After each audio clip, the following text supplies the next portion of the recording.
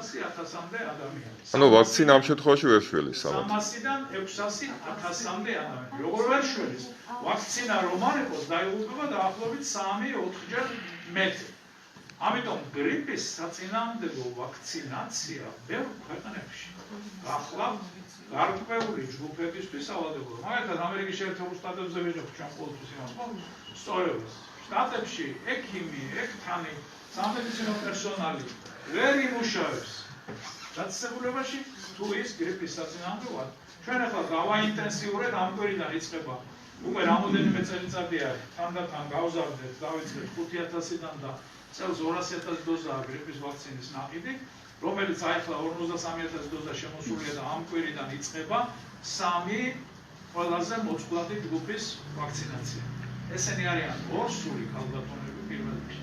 სამწუხაროდ გრიპის და კოვიდის ვირუსისადმი ყველაზე მოწყვლადი გამოდგენ წელს ჩვენ 15 ორსული.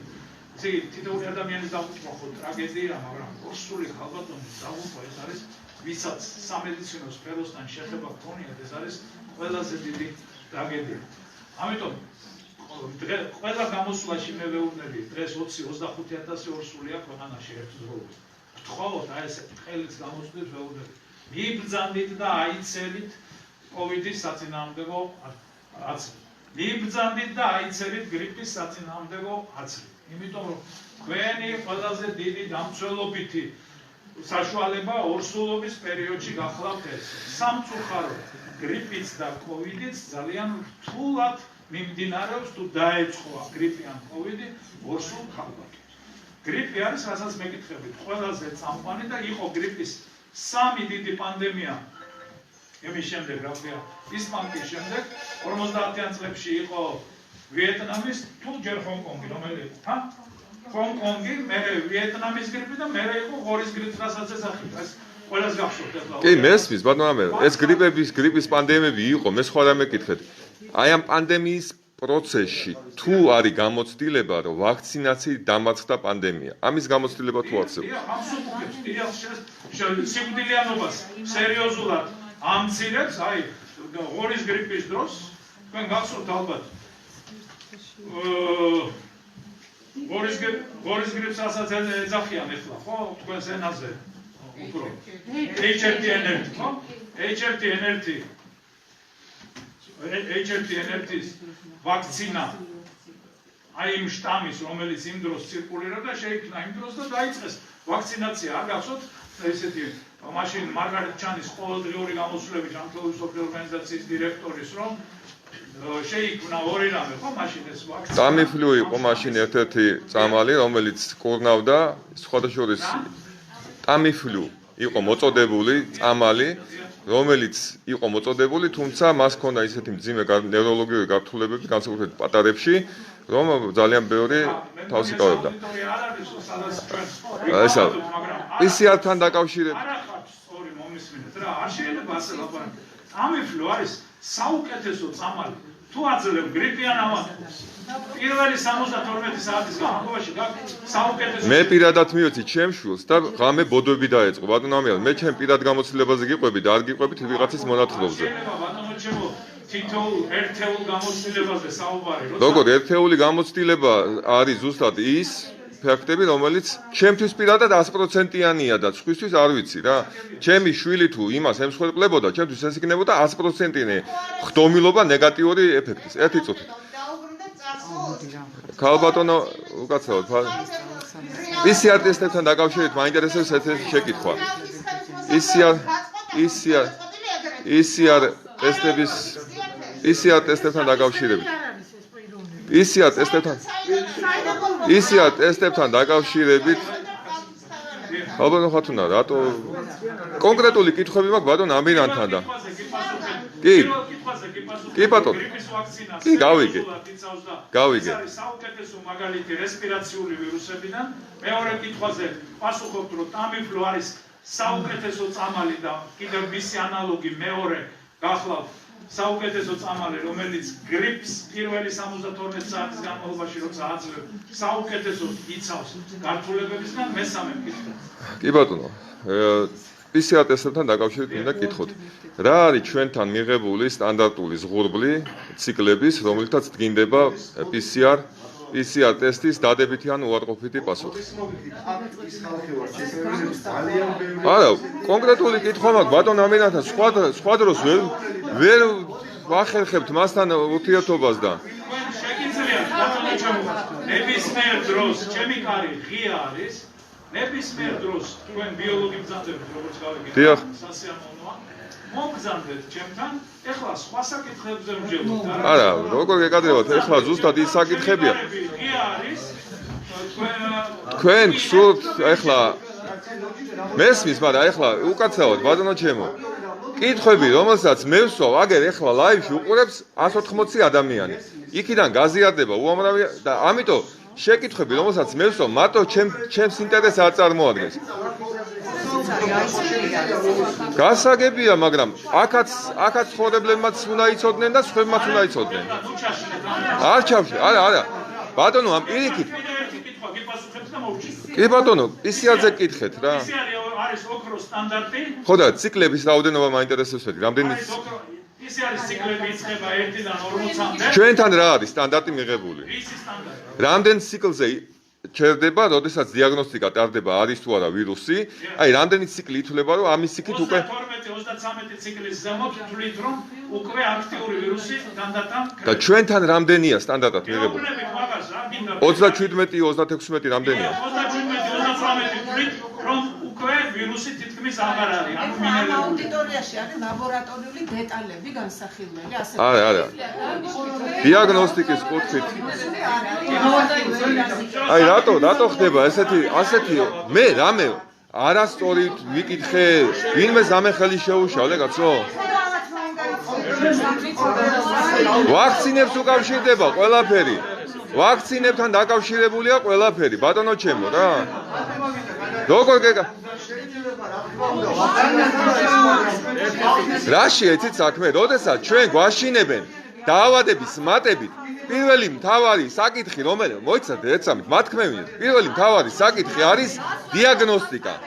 დიაგნოსტიკა, აგერ ბატონი ამინანი ამბობს, ამერიკაში ჩატარებულმა კვლევებმა PCR-თან დაკავშირებით აჩვენა, რომ 30 ციკლზე საიმედოობა დიაგნოზის არის 20% მხოლოდ, ხოლო 33-ის შემდეგ არის 0.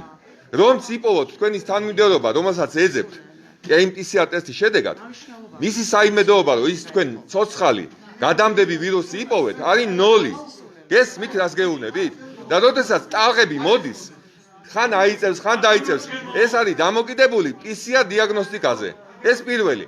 მეორეც, მე მაინტერესებს, თუ გქონია ოდესმე ჩვენ სამედიცინო სფეროში გამოცდილება, რომ წამალი, რომელიც სიცოცხლეს იცავს, თქვენ მოსახლეობას უნდა რეკლამები გაუკეთოთ, აი დააძალოთ, არაპირდაპირი იძულება მოახდინოთ, მთელი რესურსი ჩართოთ, ზვიად გოგიაშვილიდან. მე მაინტერესებს, რატომ მოხდა, რომ აი ამ ელექსირზე, სიცოცხლის ელექსირზე, ამ ვაქცინაზე, რომელსაც გვაწვდია, რომ ის არის ერთ-ერთი გადამჩენილი. ამ დროს 22 ივლისს ბატონო ამირან თქვენ ობძანეთ წამოთან დაკავშირებით. ევროკავშირის სწავლების სააგენტომ 5 პრეპარატი დაუშვა ოფიციალურად 1 ოქტომბრიდან 3 უკვე ძალაში შევიდა, ხოლო წლის ბოლომდე კიდევ 2 დაემატება. ასე რომ ევროკავშირის ქვეყნებში 5 პრეპარატი არსებობს. გარდა ამისა, ინდოეთში ივერმექტინი ერთ-ერთ პროვინციაში, რომლის მოსახლეობის რაოდენობა 258 მილიონია, ივერმექტინის საშუალებით, რომელიც ოფიციალურად გამოიყენება კლინიკებში, COVID free არის გამოცხადებული მთელი ეს პროვინცია 258 მილიონიანი. ასე რომ მოსახლეობა შეკავთ თქვენ შეცდომაში, როდესაც თქვენ ამბობთ, რომ ვაქცინა არის ერთ-ერთი გადამრჩენელი. ეს არის ტყუილი. ვერ გავიგე ხლა თქვენ მათლობ, სულელები გონია ხალხი, რატო ვერ დააწმუნეთ ამდენი ხნის განმავლობაში, რომ ვაქცინა იცავს? რატო გჭირდებათ ასეთი მობილიზება, მობილური ჯგუფები, სამხედროები, ახალგაზრდები, რატო გჭირდებათ გამაგებინეთ? იმიტომ გჭირდებათ, რომ ეს არ არის სიმართლე, რასაც თქვენ ამბობთ. ვაქცინა არ არის ერთადერთი გადამრჩენელი. არსებობს ალტერნატივები, რომელსაც სპეციალურად თუ რაღაცა სხვა მიზეზების გამო არ იყენებს ჩვენი არა. არა.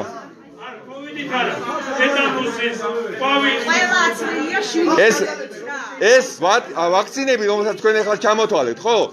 არცეთი საერთოდ არაფრით არ გავს მაგალითად Pfizer-ის ვაქცინას.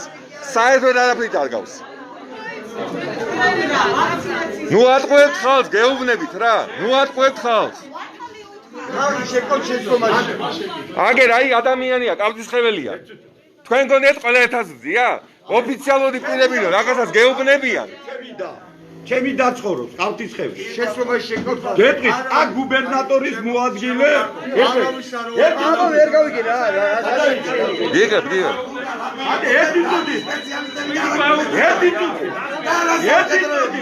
ერთი ტუტი. ბანკის სპეციალისტებს გუბერნატორის და პოლიციელი. ერთი ტუტი. გუბერნატორის მოადგილე მზადდება. უარ დაწნაგების კითხვას ვერ დავსვა. შენ თქვი იწერება. კითხვას ვერ დავსვა თუ არ დაწნაგები. ეს არის შექმნა. ერთი სამართლინოა ის დამწარმოებინება. ერთი ტუტი. კითხვას ვერ დავსვა თუ არ დაწნაგები. ერთი ტუტი. კითხვა დამასწრებიდი. ერთი ტუტი. კითხვა დამასწრებიდი. ბატონო ამირა. არ ვიცი თქვენი სახელი. ბატონო სიმონი. მე ვარ პროფესიით ეკონომისტი. აქ გიორგი ბატონი ახალგაზრდა კაცი რომელიც გამოვიდა. თითოეულ წინადადებას უსმენდი. რა არის ეს გამოსვლა ბატონო ამირა? ამის მენეჯმენტი შეიძლება მიიღოს? ერთი ტუტი. პოლიტიკა, აცრა, კარდაკარის პრინციპი აურია ერთმანეთში და ამის იმედი გაქვს ამ ისედაც პოლიტიკურად დაპირისპირებული მოსახლეობა უფრო გინდა თუ და დააპირისპირო? მე ეკონომისტი ვარ, მომიწვეთ პირდაპირ ეთერი აი ამ კაცთან და ნახავთ როგორ დასავდება. ამის იმედი გაქვს?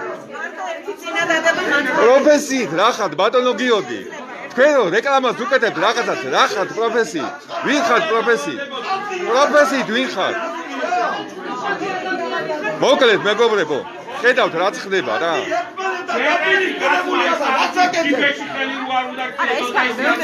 აიო გეტყობა რა მეტყობა გეხეთ ვარ შეიცის ვინა ვარ თქვენი ამ პოლიტიკით უფრო აღრამავებთ უნდობლობას ვიდრე იპოვებთ.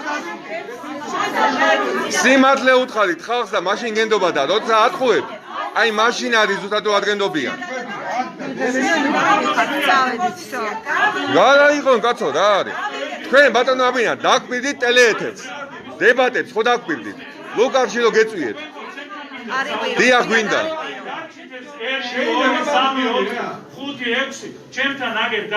კი ბატონო თანახმოვარ. კი ბატონო თანახმოვარ.